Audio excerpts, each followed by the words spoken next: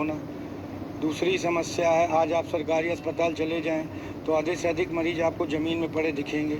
अगर बेड में लेटते हैं तो एक बेड में 2-2, 3-3 मरीज रहते हैं। तो और ऐसा नहीं है कि ऊपर से आता नहीं। अभी आप देखिए मेडिकल कॉलेज जो अपना बना, उसके अस्पताल बनने के लिए राशि ऊपर से आई, लेकिन आज तक उस अस्पताल का बनने की शुरुआत नहीं हुई। वो राशि कहाँ चली गई किसी को नहीं मालूम। तो सबसे प्रथम हमारा मुद्दा युवाओं को रोज़गार हम किस तरह दिला पाएँ, और उसके बहुत सारे वो ऑप्शंस होते हैं। जैसे हमारे यहाँ फैक्ट्रियाँ हैं, फैक्ट्रियों में हम कम से कम 30 से 40% युवाओं की मांग करेंगे कि वो लोकल रखें, क्योंकि जो भी फैक्ट्री प्रदूषण करती है या नुकसान होता है, उससे हमारे परिवार का, हमारे बच्चों का, हमारे माता पिता का उस प्रदूषण से नुकसान होता है और हमें उससे कोई फ़ायदा नहीं मिलता।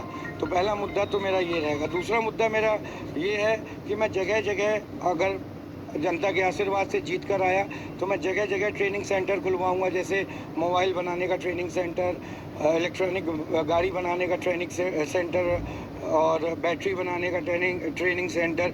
ऐसे बहुत सारे ट्रेनिंग सेंटर आते हैं जिससे कि अगर युवा वो चीज़ सीख गया तो निश्चित रूप से वो पर डे 1000 से 2000 रुपये कमाने लगेगा और अपने परिवार को चलाया जा सकता है। निश्चित रूप से एक तरफ सांसद जी हैं जो लगभग 30 साल से चुनाव लड़ रहे हैं, 10 साल जिला पंचायत, 20 साल लोकसभा का चुनाव उन्होंने लड़ा, और एक डब्बू कुशवाहा जी हैं, वो भी लगातार 5 साल से विधायक हैं। ये तो सत्य है कि दोनों मेरे से चुनाव के मामले में अगर बात किया जाए तो बहुत अनुभवी हैं, लेकिन मुझे विश्वास है कि जनता का आशीर्वाद मुझे मिलेगा। और इसके पहले भी जनता जब जब मुझ पर विश्वास की है तो मैं उस पर खरा उतरा हूँ। चाहे वो बस आनर्स का चुनाव रहा हो, डिग्री कॉलेज में जब युवाओं ने मुझे प्रेसिडेंट बनाया उस समय का चुनाव रहा हो, और तो और जब मैं युवा मोर्चा का अध्यक्ष रहा तो अच्छा काम किया तभी मुझे दोबारा बनाया गया। तो निश्चित रूप से मुझे पूरा विश्वास है कि जनता 20 साल एक जन को देखी, 5 साल एक जन को देखी, तो मुझे भी मौका देगी। देखिए, परिवार हमारा एक है। अब किसी की विचारधारा अपन नहीं बदल सकते।